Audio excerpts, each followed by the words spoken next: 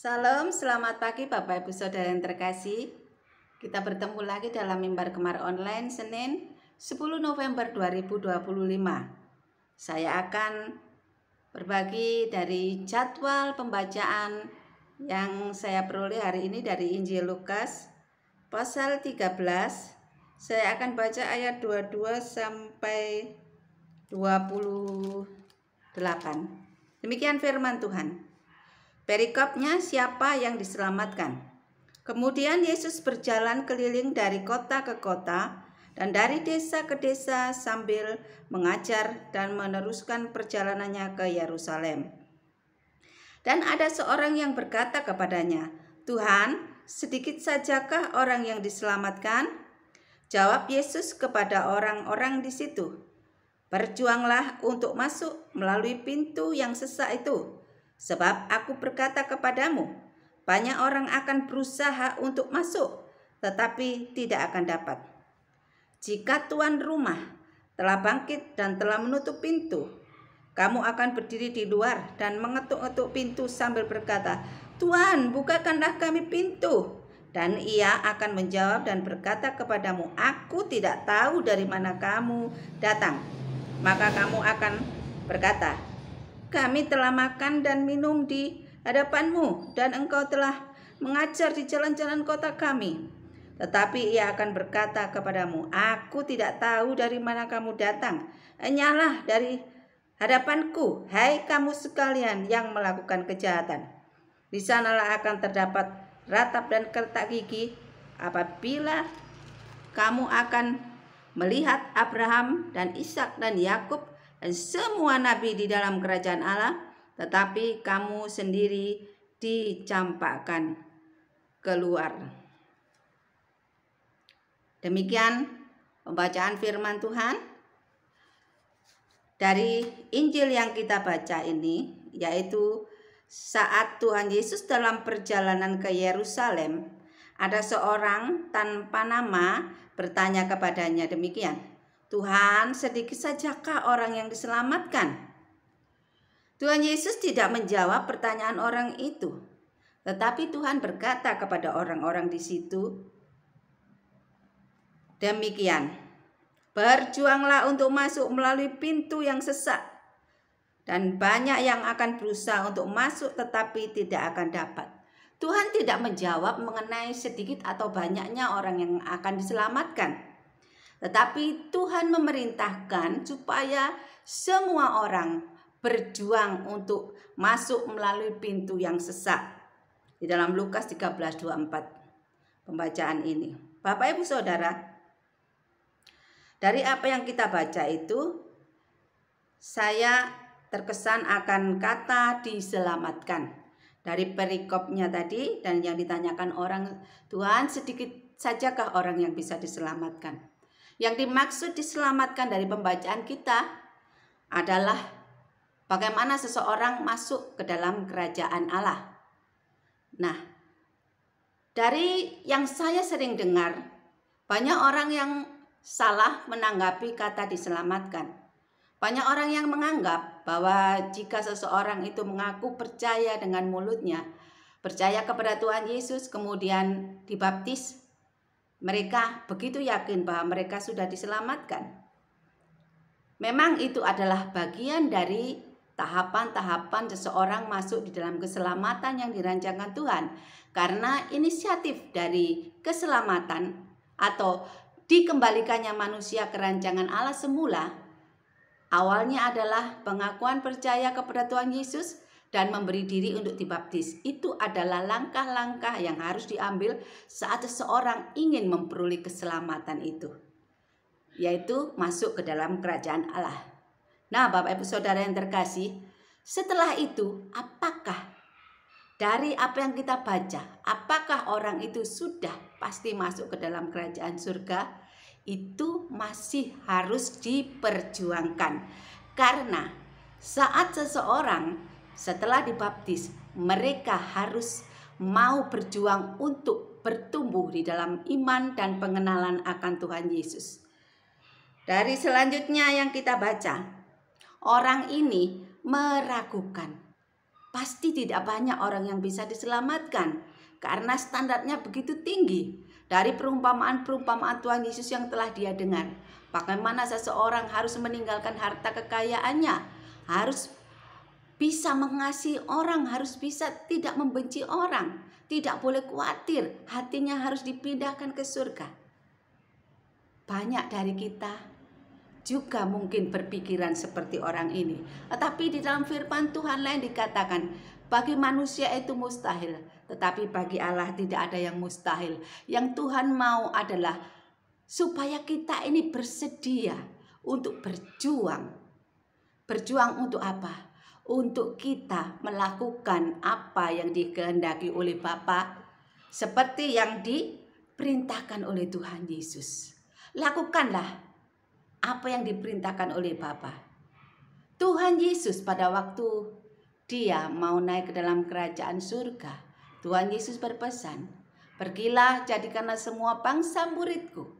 Tidak hanya itu Bapak Ibu Saudara, Tuhan Yesus berkata, ajarlah mereka. Jadikanlah mereka muridku, yang artinya mereka orang yang telah mengaku percaya kepada Tuhan Yesus harus mau berjuang, dididik menjadi murid, harus mau belajar. Saat Tuhan memberikan suatu didikan kepada orang percaya harus mau dan rela untuk berusaha mencapai level-level yang diharapkan oleh Tuhan, yaitu pertumbuhan iman kita. Bapak Ibu Saudara, mengapa kita harus berjuang dengan segera? Karena anugerah waktu yang diberikan untuk orang percaya itu mencapai kemenangan iman itu ada batasnya. Ada batas waktunya Bapak Ibu Saudara. Kita baca di dalam ayat 24. Lalu kata Tuhan itu kepada hambanya. 13:24 ya. 25. Jika tuan rumah telah bangkit dan telah menutup pintu, artinya waktu anugerah sudah habis, pintu ditutup. Ya Bapak Ibu Saudara, kamu akan berdiri di luar dan mengetuk-ngetuk pintu sambil berkata, Tuhan, bukakanlah kami pintu. Dan ia akan menjawab dan berkata kepadamu, aku tidak tahu dari mana kamu datang. Bapak Ibu Saudara, kenapa Tuhan mengatakan aku tidak tahu dari mana kamu datang? Karena orang itu tidak mempergunakan waktu dengan baik untuk menjalin hubungan dengan Tuhan itu. Sehingga Tuhan itu tidak mengenal orang ini. Bapak Ibu Saudara, kalau kita saat ini masih memiliki nafas hidup, kita masih memiliki waktu, ayo kita bergunakan sebaik-baiknya waktu untuk mengenal Tuhan pemilik rumah itu, yaitu Bapa di surga melalui Tuhan Yesus Kristus.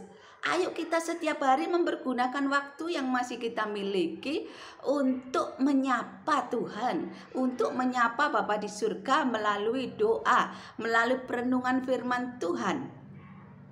Supaya kita dikenal, supaya pada saat pintu masih terbuka, kita dipersilakan masuk. Jangan sampai pintu itu ditutup karena Tuhan tidak mengenal kita. Saat kita mengetuk, Tuhan tidak mengenal suara kita. Tuhan tidak mengenal rupa kita. Karena rupa kita tidak seperti Tuhan Yesus. Karena kita tidak mau berubah menjadi serupa Tuhan Yesus.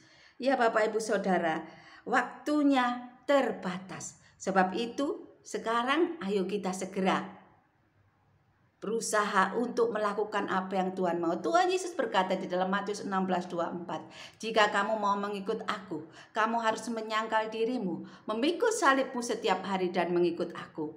Bapak Ibu Saudara, standarnya sangat tinggi. Menyangkal diri berarti kita tidak menuruti, tidak mengikuti, tidak memprioritaskan keinginan kita sendiri, tetapi kita memprioritaskan kehendak Bapa. Jika seseorang mau kehilangan nyawa untuk Tuhan, maka Tuhan akan memberikan nyawa untuk kita. Tetapi jika orang itu menyayangkan nyawa untuk dirinya sendiri, maka orang itu akan kehilangan nyawanya. Seperti itu, seperti tadi di dalam Lukas, dia tidak dikenal oleh Tuhan yang pemilik rumah itu. Begitu mengerikan Bapak Ibu Saudara. Jangan sampai kita, orang yang telah mendapatkan anugerah, menyambut, mendengar Injil, pada mulanya kita telah dibaptis, tetapi di dalam perjalanan waktu yang diberikan Tuhan kepada kita, kita tidak berjuang untuk menaikkan level-level iman kita. Kita menjadi orang yang bebal, kita hidup dalam memenuhi kesenangan kita sendiri, memenuhi kepentingan kita sendiri. Kita tidak ambil bagian di dalam melakukan perintah dan kehendak Bapa di surga. Kita tidak melayani Tuhan, kita tidak mengambil waktu-waktu pribadi untuk mengenal Tuhan kita supaya kita juga dikenal oleh Dia.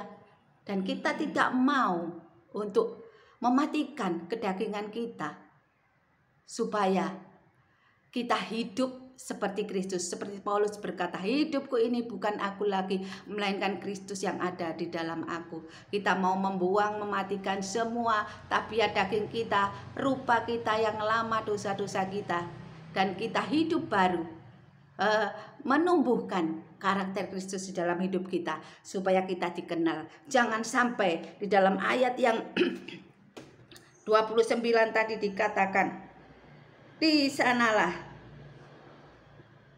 ayat 27 akan saya baca, tetapi dia akan berkata kepadamu, aku tidak tahu dari mana kamu datang, enyahlah dari hadapanku, hai kamu sekalian yang melakukan kejahatan. Orang percaya yang tidak mau bertumbuh, tidak mau mematikan kedagingannya, tidak mau kehilangan nyawanya karena Kristus, tidak mau bertumbuh di dalam pelayanan, dan hidupnya rupanya tidak menjadi serupa seperti Kristus, dia dikatakan orang yang jahat. Kita tidak akan dikenal oleh Bapa, kita tidak akan dikenal oleh pemilik kerajaan Allah itu. Aku tidak mengenal kamu, atau di sini dikatakan aku tidak tahu dari mana kamu datang. Ya, karena kita tidak berusaha mengenal pemilik rumah itu.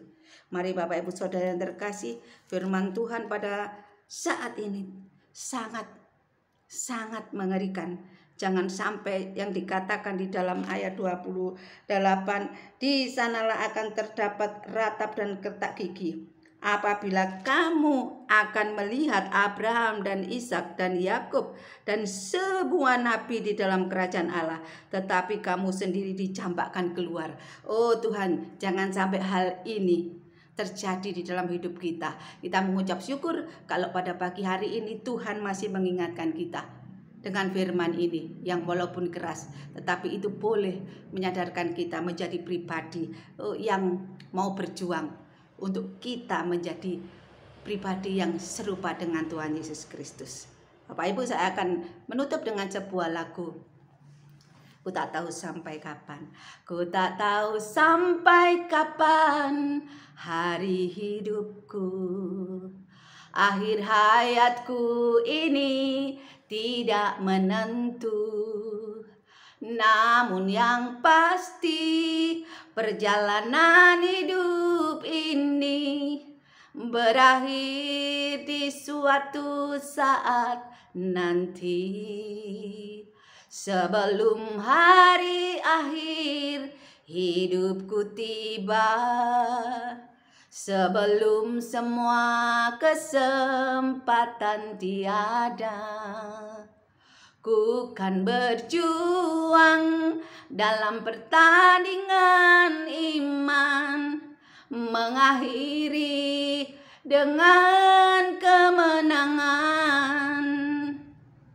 Hanya satu kerinduanku, sempurna seperti Bapakku, sesuai rancangan semula, serupa dengan Tuhan Yesus.